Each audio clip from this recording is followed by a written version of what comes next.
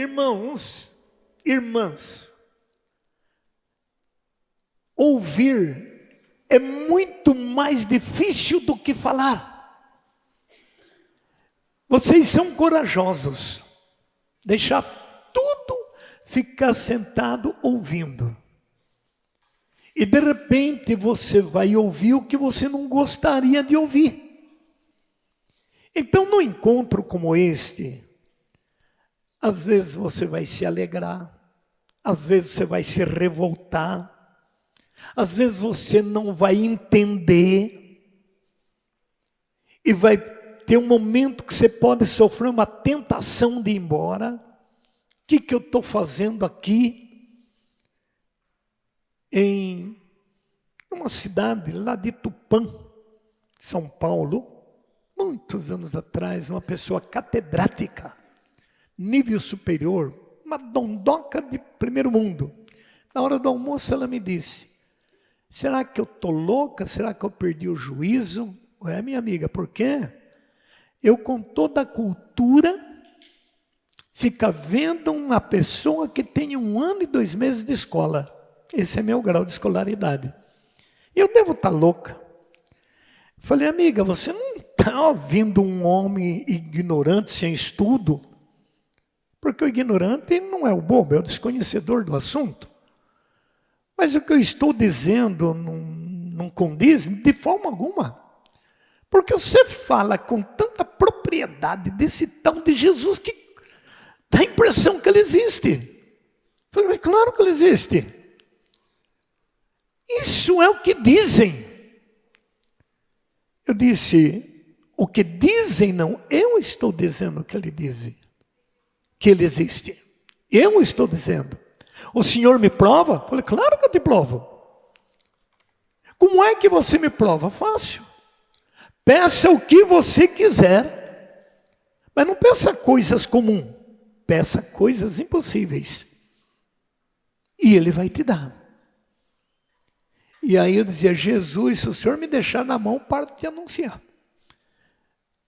Ela foi assim, radicalmente: se Ele faz tudo o que eu peço, eu te peço, me leve embora desse lugar que eu não suporto mais ouvir mais nada aqui.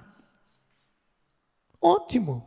Na hora eu levei um choque, porque eu imaginei: poxa, aqui talvez seria o lugar que ela podia encontrar Jesus. Ela pede para ir embora, e eu arrumei um amigo que pegasse ela. Nós estávamos numa chácara, uns 20 quilômetros da cidade. Pedi para um amigo que ele levasse ela e desse todo o apoio que ela merecesse. Chega na casa dela, pega a bolsa dela, enfim. Eu fiquei tão chateado, falei: poxa, eu acho que eu não estou com nada mesmo. Mas, umas 4 horas da tarde, ela chega de novo. Mais periquitada a onda. Seu João, me perdoe, me perdoe. Me perdoa, eu encontrei Jesus. Eu disse: mas agora eu que quero saber. Como é que você encontrou Jesus? Eu tenho de tudo na vida. Eu tenho de tudo. O que me faltava era o tudo. E tudo que eu pedi, mesmo pagando em muitas situações, eu não consegui. E quando eu pedi para você, me leve embora daqui, você não fez nenhuma objeção. Você me ouviu e me levou. Então isso só pode ser Jesus. E eu estou sentindo muito bem. Então, queridos irmãos e irmãs, casos como esse eu tenho milhões. De pessoas que se revoltou, de pessoas que saiu do retiro, que foi me caluniar, que escreveu cartas absurdas contra a minha pessoa, isso tudo nesses 50 anos a gente já passou. E não estamos livres de passar ainda. Nós estamos vivendo um tempo onde a fé a cada dia está se esgotando. Mas é uma pena que você não trouxe Bíblia. Você que trouxe, abre ela em 42, 22 de Isaías. Nós temos só meia horinha para comentar esse texto. É um texto de 2 horas e meia. Então o que você vai falar com meia horinha? Eu agradeço a presença de cada um. Pegue a Bíblia. Eu não sei se vocês todos me conhecem. Quem não me conhecia aqui? Eu acho que nem todo. Você não me conhecia? Você é daqui? De São Paulo. Eu preguei muito em São Paulo. Bom Retiro, Osasco, Carapicuíba, Santo André, São Paulo, São Paulo. Da onde? Junquerópolis, perto de Dracena, Prudente. Preguei muito em Prudente, em Dracena. Junquerópolis, eu fiz um louvor. Você está passeando ou veio para o retiro? Hã? Ah, bem de mudança. Seja bem-vindo. Cianorte precisa de gente como você. Amém? Quem mais não me conhecia? Você conhecia? Poxa. Ah, me conheceu no Cerco de Jericó. Você me conhecia do Cerco de Jericó. Perto de Greia, você morava lá. Aqui, quem não me conhecia? Todo mundo. Não conhecia? Não estava perdendo muita coisa, não. Mas tá bom. Isaías 42. Gente, presta atenção, porque eu gosto de picar a Bíblia em pedacinho. A palavra de Deus, ela tem que ser bem mastigadinha, para ela poder entrar e fazer digestão. Isto é o que nos dá uma experiência de Deus. Nós necessitamos muito estudar a Bíblia. Olha o que diz a Bíblia. Todavia, eu estou em 42, 22 do livro de Isaías. Todavia é um povo saqueado e despojado. Todos foram acorrentados nos cárceres. Fizeram-nos desaparecer nas prisões. São expostos a pilhagem sem que ninguém os livre. Despojaram-nos e ninguém nos faz restituir. Quem dentre vós prestará atenção a essas coisas? Quem as ouvirá pensando no futuro? Quem então entregou Jacó aos saqueadores, Israel aos depredadores? Não é o Senhor contra quem pecamos, cujas vias não quiseram seguir, nem respeitar suas ordens. Então despojou sobre eles sua cólera e as violências da guerra. Estas os envolveu de chamas sem que se apercebessem, e os consumiu sem que dessem atenção. Palavra do Senhor. Graças a Deus. Espere. Como é que se interpreta estas maravilhas? Israel quer dizer povo de Deus. Hoje podemos dizer que nós somos israelitas, porque havia um povo que não era o povo de Deus, era o povo dos deuses que imaginavam e cultuavam deuses imaginários. E faziam todos os tipos de imagens de deuses, Dagon, Acaron, Zená, Seteneia, Abizu, Amosdeu, e etc. E são milhões de deuses que eles fabricavam. Por este motivo, a Bíblia, quase que em todos os livros, denunciam imagens. E nossos irmãos, eles também têm essa ideologia, mas não entendem quais são as imagens que têm que ser destruídas e quais são as imagens que precisam ser construídas, ou que seja, pode ser construída. Então há um tipo, esses deuses imaginários, então tem que ser destruídas, porque eles estão adorando o que não é uma verdade. Mas as imagens de santos é uma verdade. Essa, além de ter, podemos ver como sinal. Imagem é um sinal. Então, irmãos, eles abandonavam o Deus verdadeiro e ia se misturar com os deuses da facilidade.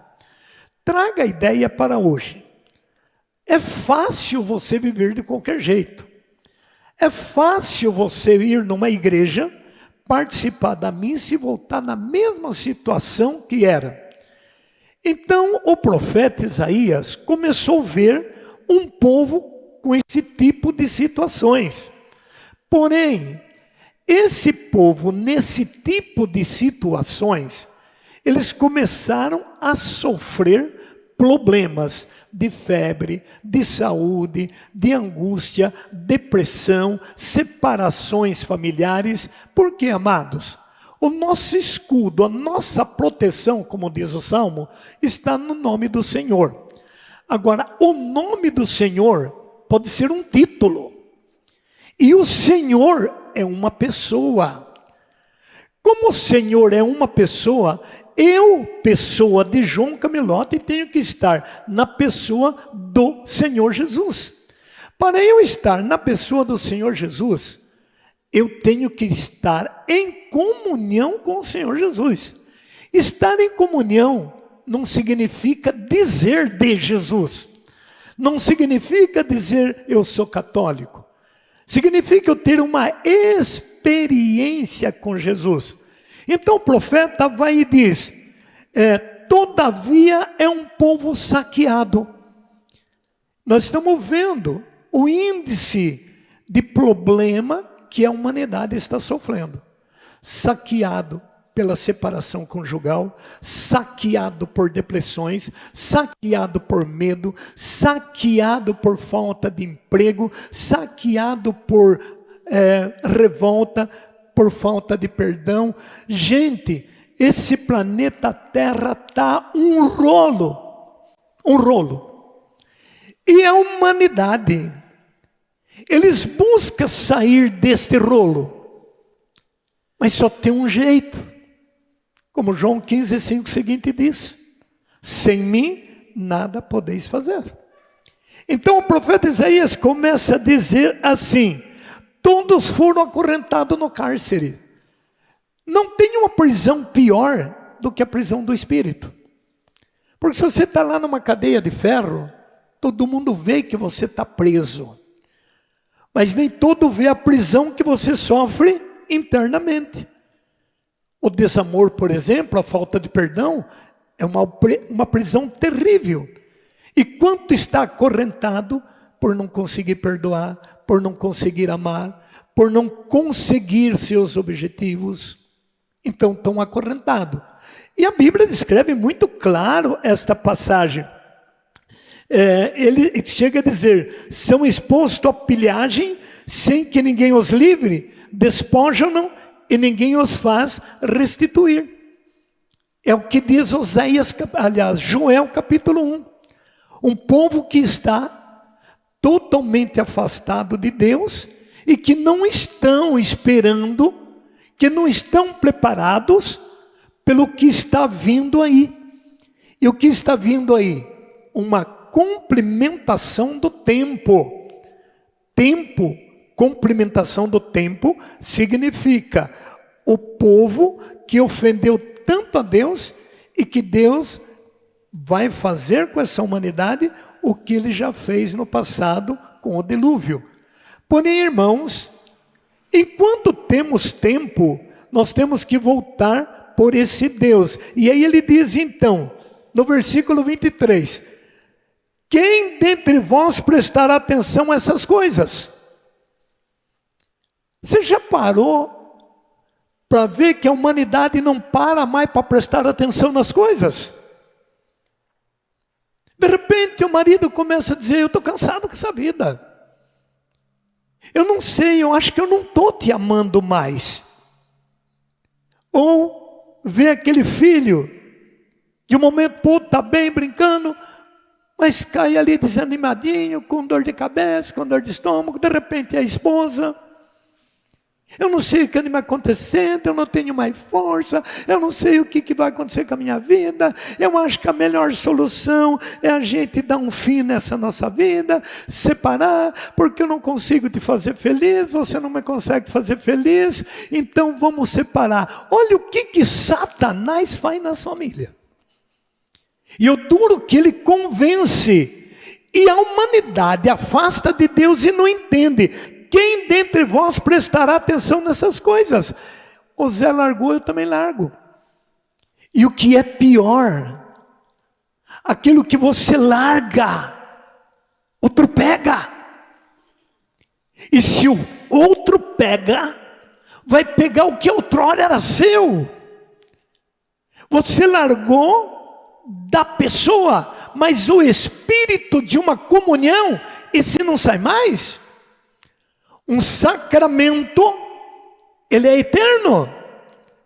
Então, por mais que você separa, onde você for, ela está com você, onde você for, ele está com você, porque se torna uma só carne. Mas o povo não está mais prestando atenção nisso. E porque não estão prestando uma atenção nisso, então o 24 diz: quem então entregou Jacó aos saqueadores e Israel depredadores? Foi a burrada que Jacó fez. O que Jacó fez? Roubou o irmão. Simplesmente. Mentiu. Se vestiu de uma roupagem que não era a verdadeira. E foi querer o direito de primogenitura que não era dele. Mas Deus, na infinita misericórdia, esse é o bonito conhecer Deus. Por toda a burrada que ele fez, Deus não jogou ele fora, assim como Deus não vai jogar você fora. Por toda a burrada que você fez, ou se ainda continua nela, Deus te chamou aqui para te tirar do erro, caso você entrou nele. Para te dar uma nova mentalidade. E o que Deus fez? Simplesmente, Deus luta a noite inteira com Jacó. A noite inteira. Grudou na coxa dele, até que ele lutou, e Deus deu a chance. Quando ele disse: quem é teu nome?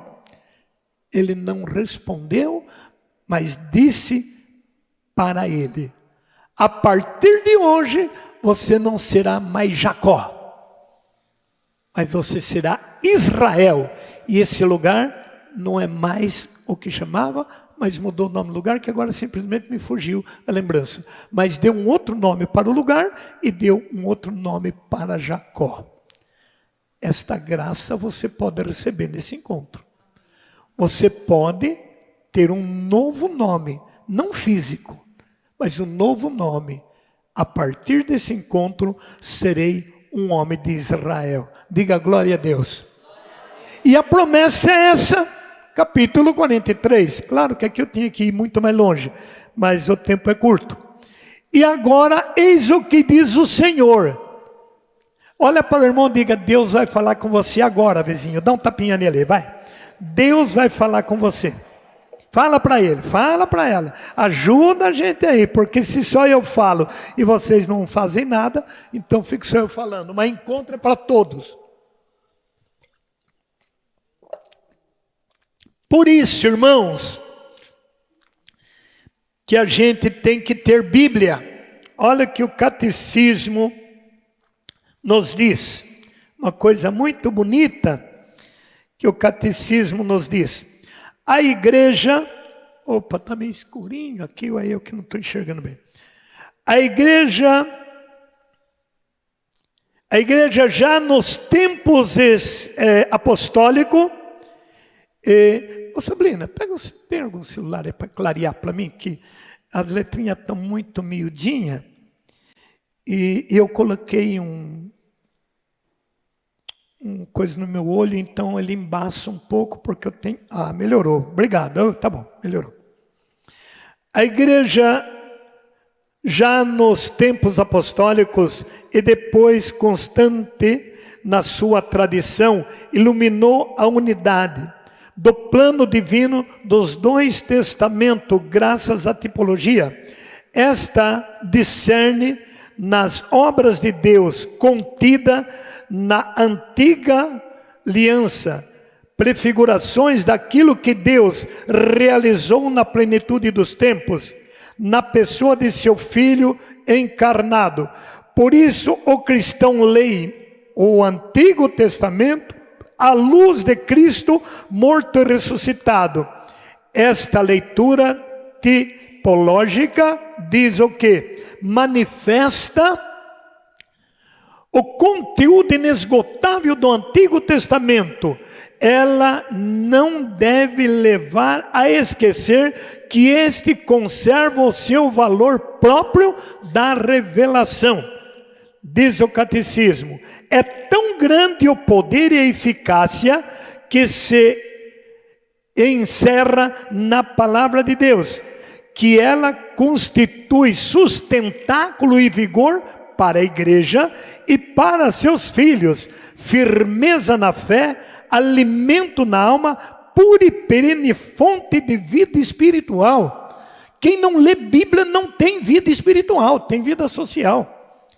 Eu só posso conservar o Espírito Santo dentro de mim através da palavra, porque o Espírito Santo é palavra. Foi ele que chegou a Nossa Senhora e disse, não temas Maria. Foi através da palavra. E a palavra, João 1,14, se fez carne. E o verbo se fez carne. Pai de família que não lê Bíblia é derrotado. Sacerdote que não lê Bíblia derrota. Por que os padres abandonam a batina? Porque não tem a palavra. A palavra é o que sustenta. Quem lê a Bíblia se torna homem de palavra. Porque quando você quer falhar, a palavra te sustenta. Romanos 10:10. A fé vem pela pregação. Então tem que ter quem prega. Mas uma coisa, se você é plantador de soja, eu vou falar de pecuária, nós não vamos falar a mesma língua. Não vai dar certo. Se eu falo a palavra de Deus e você não conhece a palavra de Deus, não vai dar certo. Você não vai ter facilidade de acreditar no que eu estou falando. Mesmo que eu leio e mostro o texto, você não tem familiaridade. Então vem uma tentação e diz, isso é exagero. Por isso, o Papa chega a escrever que quem ignora a Bíblia, ignora Jesus Cristo. Como é que eu posso alimentar a minha fé se eu nunca pego uma Bíblia? Como é que eu posso entender de Bíblia se eu não leio Bíblia? E não precisa ter faculdade para entender a Bíblia. Precisa ter o Espírito Santo. Porque João 16 diz, quando o Espírito Santo vier, ele vos ensinará todas as coisas. E quem me ensinou a ler Bíblia foi o Espírito Santo. E o Espírito Santo não é uma propriedade só minha. Está lá em Atos, capítulo 2, no finalzinho de Atos 2, que a promessa é para vós, para vossos filhos e para todos os que ouviram o apelo do Senhor nosso Deus. Digo para o mundo do lado, você tem que ler a Bíblia, bendito, dá um tapinha nele, para ele ficar brabinho. Eu gosto de ver gente brabinho. Como é que você vem numa igreja, num retiro do Camilote sem Bíblia? Mas querido, se eles não te avisaram, eles vão pagar multa. Agora amanhã, se você vir sem Bíblia, se é que você vai voltar. E deveria voltar, não deixa nada pela metade. Se você vir sem Bíblia amanhã, mas seu João, a minha Bíblia é muito grande, é maior do que a minha? Não é. Não vai ter Bíblia maior do que essa. E se tiver pouca coisa, dá para trazer. Agora, uma coisa que você não traga amanhã é o celular. Faça um jejum de celular.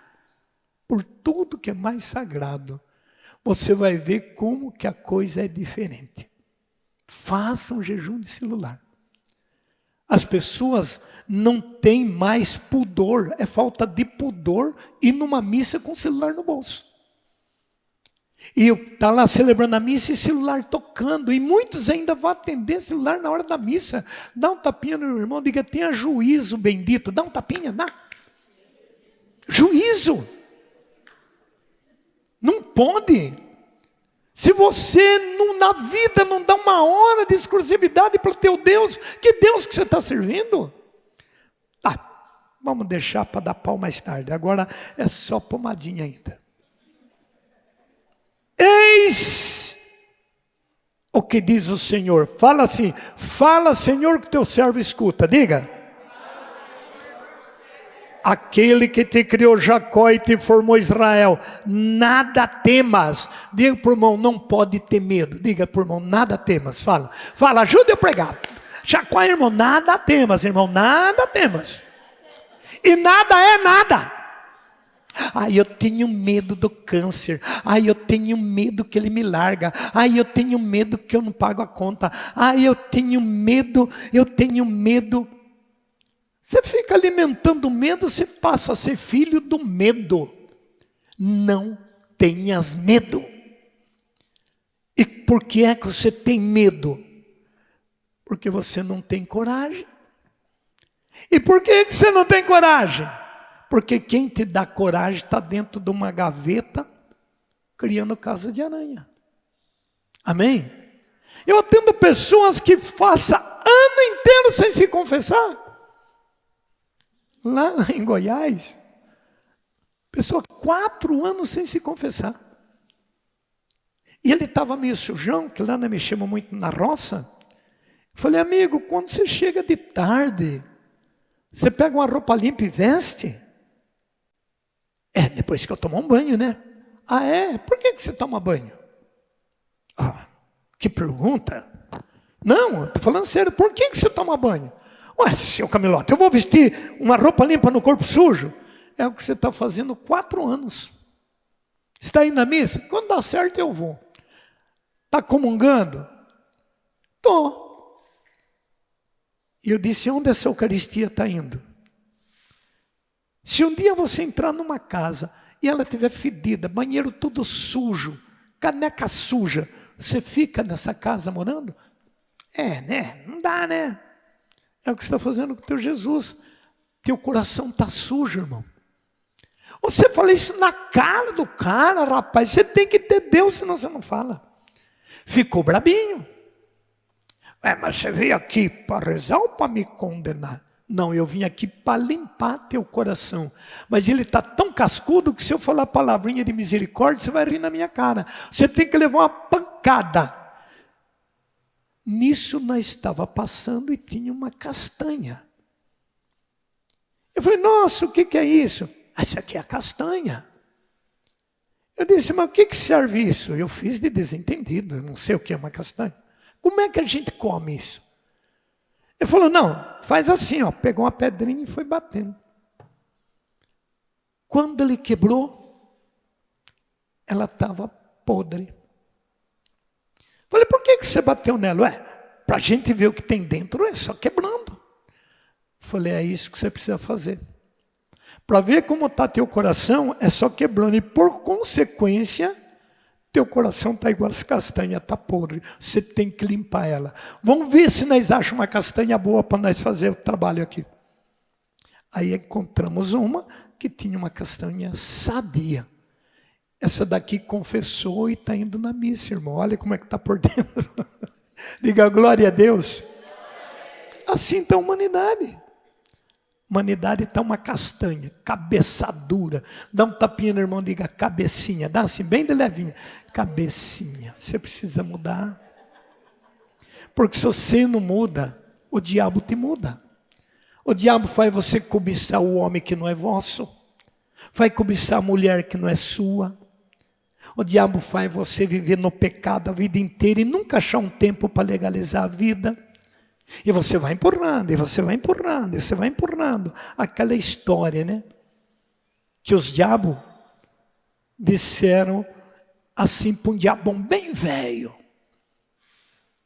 Amigo, o que você faz que você não trabalha e você tem alma para dedéu? E nós se mata e vai dentro da igreja, vai para todo lado e nós só conseguimos alguma alminhazinha. O diabão velho falou, tem que ter experiência, amigos. Não adianta você ficar tentando muito esse povo, não. Eles rezam por Deus dele. Você tem que ensinar eles a deixar tudo para amanhã. Então, quando eles estiverem saindo para uma missa, você vai lá e diz, não vai hoje não, deixa para domingo que vem. Então, ele vai ficar 8 dias sem. Ele ficando mais 8 dias sem o Deus deles, eles vão ficando fracos. Se ele estiver vivendo no pecado, você diga para eles assim, o ano que vem, o mês que vem, você legaliza. É mais 30 dias de fraqueza, eles vão perder, nós vamos ganhar. E ensinam eles a deixar tudo para depois. E eu tenho pavor de deixar para depois. Eu, em tudo que eu vou fazer, depois não, é agora. Vamos fazer agora. Mas não tem é agora. Porque se você faz, fica feito. Diga para o irmão, faz para ficar feito. Quem deixa para amanhã, pode ver. Você vai fazer um serviço, amanhã eu faço. Vai 4, 5, 6 dias para você fazer. É prejuízo. A pessoa tem que fazer certo para dar certo. Diga para o outro lado, faz certo para dar certo. Eu preciso perdoar. Daqui uns dias não, eu vou perdoar porque daqui uns dias eu posso estar morto. Eis o que diz o Senhor, aquele que te criou, Jacó, e te formou Israel. Nada tema, eu te resgato, eu te chamo pelo nome. 49 de Isaías diz que Deus escreveu o teu nome na palma da mão dele. Isso de medo de te esquecer. E ainda diz, pode uma mãe esquecer do filho que amamenta? E mesmo que a mãe esquecesse, eu não te esqueço nunca. Diga para o do lado, você é amado de Deus. Fala aí.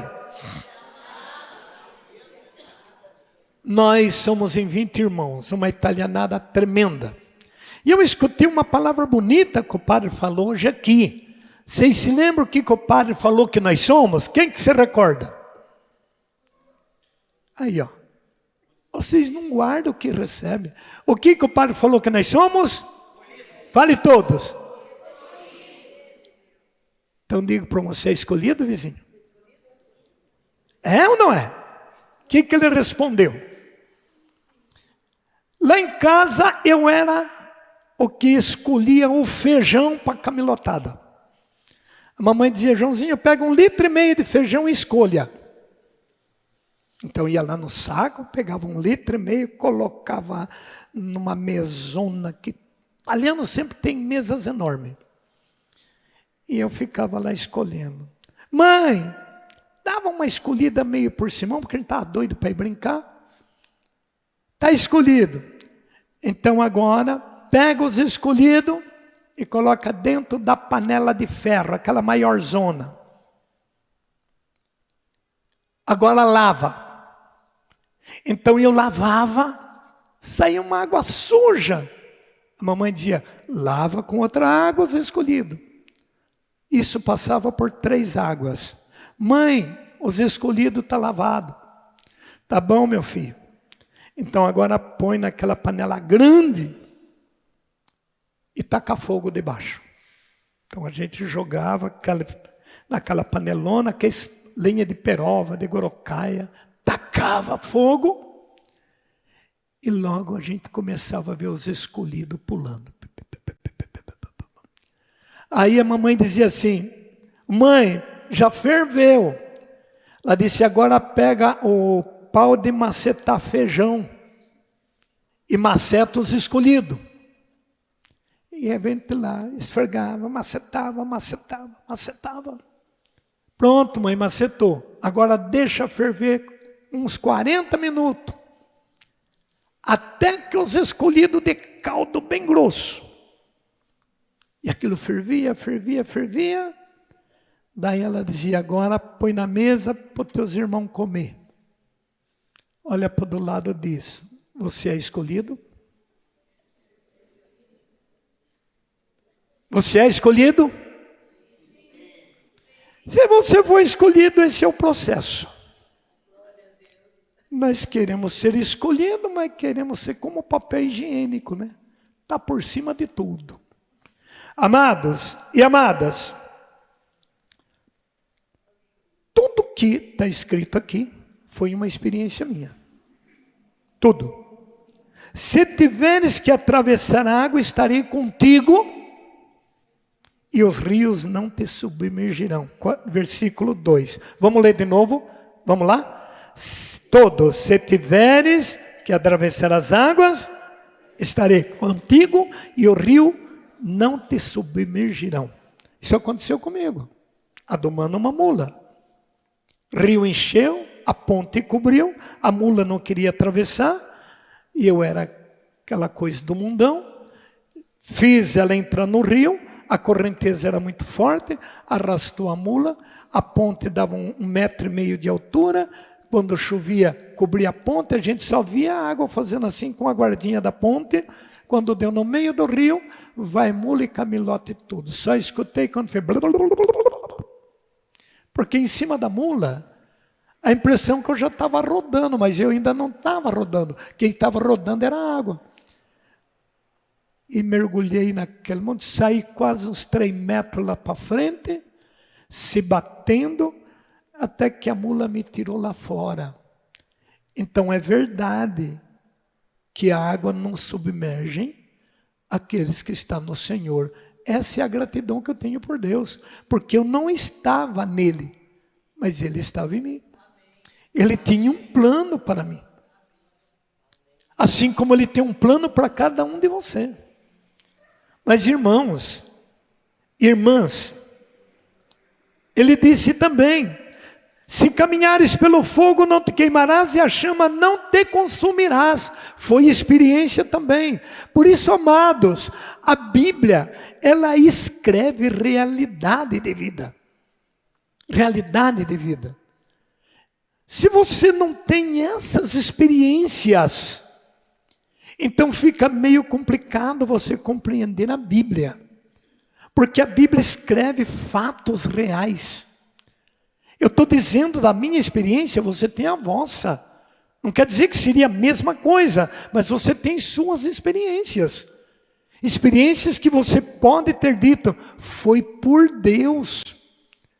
Gente, até hoje eu não entendo. Era para mim estar morto, era para mim estar moído. Mas Deus me defendeu. Então, quando você escuta a Bíblia dizer... eu te resgato, eu te chamo pelo nome, você não pode esquecer da graça que você recebeu. E a gente esquece. A gente esquece das bênçãos e a gente amaldiçoa o dia que vivemos. Tudo que Deus faz, nós não olhamos. Nós não agradecemos a chuva, nós não agradecemos o frio, nós não agradecemos o sol, nós não agradecemos a água que nós tomamos banho. Você às vezes amaldiçoa a água. Porque ela veio cara, onde já se viu, você fica praguejando as organizações, mas fica um dia sem água para você ver. Quando você não experimenta Deus, nada te tem valor, nada é bom. Você se alimenta e começa a dizer, eu não presto mesmo, ninguém me ama, ninguém me amou, eu só sofro na minha vida, eu não sei por que eu existo. Para com isso, porque senão você vai morrer. E vai perder a graça de Deus. Valoriza o que você é, o que você tem. Valoriza a tua casa. Se vocês verem a casa que nós entramos lá em Goiás, andar 100 quilômetros no meio de Pirambeira para encontrar uma casinha de barro, sem nada, 50, 60 quilômetros da primeira cidade. E aquele povo enfiado naquele mato, em casa de barro, naquela vida mais paupérrima.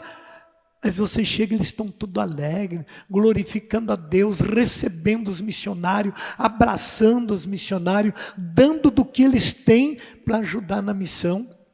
E nós nesse farturão que vivemos aqui, cidade limpa, tudo na boca, de repente só vive lamentando a vida. Faz missão como nós, você vai levar tapa na cara e vai dizer, ingrato que sou. Queridos irmãos, queridas irmãs, então eu passei pela experiência do fogo. Nós tínhamos um rancho de 20 metros de comprido por 15 de largo, todo coberto de sapé, até ao teto de milho em palha. Meus sobrinhos foram brincar de casinha dentro do dito rancho de sapé, tudo cercado de coqueiro. Foram brincar de casinha, acenderam o fogo para fazer a comidinha e o rancho pegou fogo. E eu fui o primeiro a ver, mas aquilo lá tudo em chamas, mas me deu um estalo, porque o sobrinho mais velho disse, o César, o nenezinho está lá dentro. E quando ele falou isso, eu saltei no fogo. Eu não saltei porque eu tive fé, eu saltei por um impulso em saber que o nenezinho estava no fogo. E ainda eu peguei ele com o bercinho dele, aquela cestinha dele, mas ainda foi no que eu fazia para apagar o fogo do corpinho dele, eu fui tirando toda a pele do bracinho dele. Hoje ele tem quase 60 anos, mas ele traz todas as marcas da queimadura. Resumindo, é verdade que se passa pelo fogo e a chama não queima, porque isso me aconteceu. Talvez você tenha a tua experiência neste sentido. Então, olha quando você vai familiarizando com a Bíblia, como ela vai ficando legal. Eu tenho mais uns minutinhos, vou tentar ir encerrando. Veja o versículo 3. Pois eu sou o Senhor teu Deus, o Santo de Israel, teu Salvador. Ele está declarando que Ele é o teu Deus. Ele está declarando que Ele é o Santo de Israel. Agora, para me conectar com este Santo de Israel, eu tenho que procurar levar uma vida de santidade. Eu não vou conseguir, mas eu não irei desistir. Por isso eu não desisti desde quando eu abracei essa caminhada. E dá para você ser um profissional, dá para você cuidar da família, dá para você ser pregador, dá para você visitar, dá para fazer tudo, porque eu criei 6 filhos na enxada, pregando, cuidando da família, dando escola para os meus filhos. Eu trabalhava até a noite, tirava a mula da carpideira, colocava na charrete e ia para as capelas rezar, sem saber ler. Mas eu sempre gostava muito de cantar, então eu cantava, eu louvava, e o povo gostava porque eu animava. E aí eu fui lendo a Bíblia. Isso de 70 a 80. Quinta-feira, ontem foi quinta? Não. Quinta-feira, dia 12. Ainda eu dizia lá no encontro de jovem na comunidade, que 12 sempre marcou. E foi 12 de outubro que eu tive um encontro pessoal com Jesus Cristo. E aí a minha vida mudou da água para o vinho. Mas 10 anos eu anunciei Jesus sem conhecer Ele. Celebrava culto, tinha 8 inimigos, mas domingo eu estava lá dando, ele dizia, o corpo de Cristo. Pregava sobre o amor, que nós tínhamos que amar, e eu com 8 inimigos. Olha para o altar e diga, um juízo do Camilote. Fala! Que falsidade, Camilote. Fala! E eu vivi essa mentira 10 anos dentro da igreja. Como é que eu posso acreditar num homem de Deus que não perdoa? Como? Que ministério que vai para frente se você não perdoa? E aonde fica essa palavra? Eu te resgato, eu te chamo pelo nome. És meu. E aí, no Novo Testamento, Jesus vai lhe dizer, eu só te reconheço como sendo meu, se fizer o que eu vos mando. E o que eu vos mando é que vos ameis uns aos outros, como eu tenho amado. Você não perdoa, você não ama, e diz que é de Jesus. Diga misericórdia, vai, diga misericórdia. Diga falsinho, fala. Você está igual o Camilote do passado, rapaz. Dá um tapinha nele, diga, você tem que converter, vizinho, fala. Você tem que mudar de vida. Aí eu rezo, eu vou na igreja, mas eu não perdoo meu cunhado. Vocês dois vão ficar lá no Sheol, dentro de uma grade de ferro, que mal vai dar para vocês dois se mexer. E não vai sair de lá não, porque se não perdoar, são lançados nas trevas exteriores, ali haverá choro e ranger de dente. E dali não sairá, antes de pagar o último centavo. E eu fiquei intrigado com essa história. No decorrer do encontro eu vou ver se eu explico isso. Porque é muito profundo os ensinos bíblicos. Muito profundo. Nesse mundo largo, que custa você chegar lá e dizer, ó irmão, nós errou, meu sogro, minha sogra, meu cunhado, meu tio, meu irmão, meu padre, sei lá quem que você... Eu vim te dar um abraço e eu te perdoo em nome de Jesus. Isso é só uma pincelada, a gente vai ver isso mais tarde, se der, porque...